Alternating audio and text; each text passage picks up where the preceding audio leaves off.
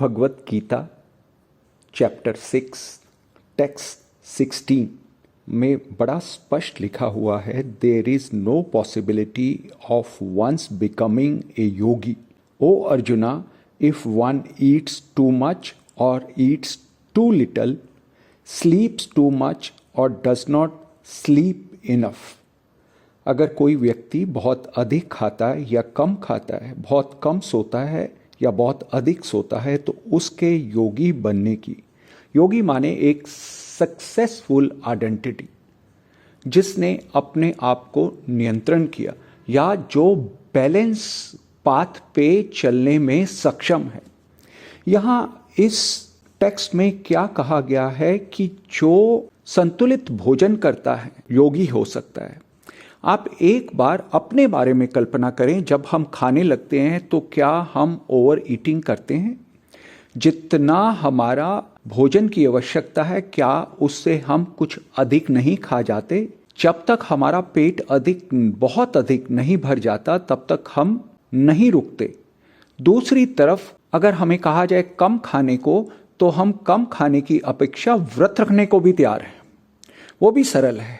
यानी हम दोनों एक्सट्रीम्स ऑफ ए पेंडुलम, एक पेंडुलम की चाल है, बिल्कुल एक लेफ्ट तक जाता है, वापस आ जाता है, राइट तक जाता है, फिर वापस आ जाता है। तो हम उन एक्सट्रीम सीमाओं पर खड़े रहने के लिए तो बिल्कुल अभ्यस्त हैं। हम बिल्कुल, हमारे को प्रैक्टिस है कि हम अधिक से अधिक खा लें या हम बिल्कुल भी ना खाएं। जब हम अधिक से अधिक खा लेते हैं और बहुत लंबे समय तक ऐसा करते हैं, तो अपनी बॉडी पर बहुत बड़ा अत्याचार करते हैं। It is a torture to the body. और अगर हम कुछ नहीं खाते तो भी then it is a torture to the body. हम दोनों तरह से अपनी इस बॉडी को, इसके स्वस्थ होने पर बहुत अच्छे तरह से हम अपनी रिस्पॉन्सिबिलिटीज़ को एग्जीक्यूट कर सकते हैं, बट हम नहीं करते। या तो हम बॉडी को बहुत अधिक खाकर टॉर्चर करते हैं, या बिल्कुल नहीं खाकर या बहुत कम खाकर हम टॉर्चर करते हैं। भगवान इसमें क्या कह रहे हैं कि अपने भोजन को संतुलित करो, जितनी आवश्यकता है उतना ही खाओ, ना अधिक ना कम। सोने में भी उतना ही सो जिससे हमारी बॉडी के जो टिश्यूज टूट चुके हैं वो दोबारा से निर्मित हो सके या रिपेयर हो सके। जितना हमें सोना चाहिए उतना ही सोएं, ना अधिक ना कम, ना अधिक खाएं ना कम खाएं। हम अपने जीवन में एक्सट्रीम्स में जीने के आदी हैं, और अगर हम अपने जीवन में संतुलन ले आएं तो वही तो योगी हो जाने की पहली परिभाषा है। हम काम भी करते हैं, या तो कोल्हू की बैल की तरफ 24 घंटे काम करने को तैयार हैं, और कई ऐसे हैं जो पूरी तरह से निद्रा में डूबने के लिए, आलस्य में डूबने के लिए तैयार है। भगवान कह रहे हैं ना आलस्य में डूबो, ना बिल्कुल बैल की तरह काम करो। संतुलित, अगर आप अपने आप को संतुलित कर सकते हो, अपने आप को डिसिप्लिन कर सकते हो, मध्य में लाकर खड़ा कर सकते हो, तो इससे बड़ी कोई भी अचीवमेंट नहीं हो सकती। एक छोटा सा एग्जांपल लेता हूं। किसी ने भी कार ली, और कार को चलाने के लिए उसके अंदर स्पीड भी है और उसके अंदर ब्रेक भी है। ब्रेक माने बिल्कुल नहीं खाना, ब्रेक माने बिल्कुल नहीं सोना, ब्रेक माने बिल्कुल आलस्य, लेजीनेस। दूसरी तरफ हमारे पास स्पीड है, भागते रहना, बहुत अधिक खाना खाना, बहुत अधिक श्रम करना, बहुत अधिक एक्टिविटीज में इन्वॉल्व करना।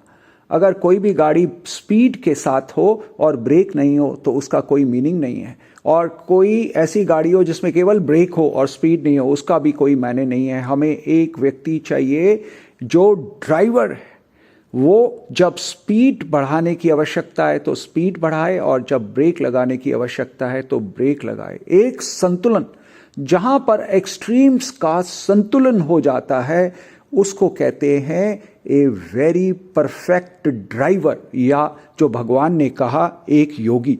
उन्होंने कहा there is a no possibility of one's becoming a yogi. O Arjuna, if one eats too much or eats too little, sleeps too much or doesn't sleep enough. जो भी एक योगी होने की बेसिक जो कॉन्सेप्ट है वो है संतुलन। अगर हम किसी भी चीज़ में संतुलन ला सकते हैं, कब हमने खाना है और कितना खाना है, और कब हमें ब्रेक देना है, ये हम समझ पाएं तो हम एक बहुत सफल ड्राइवर बन के उभर सकते हैं।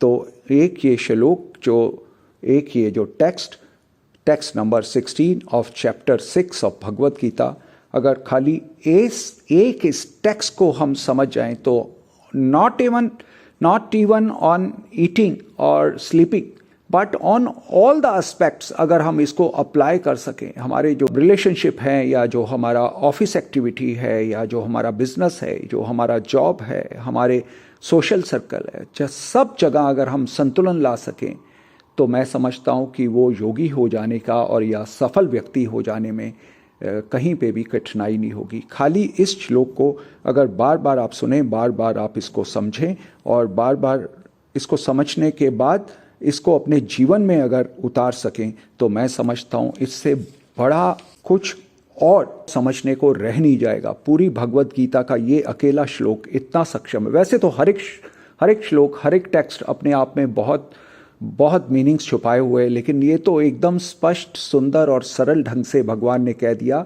कि संतुलित जीवन जियो और योगी हो जाओ।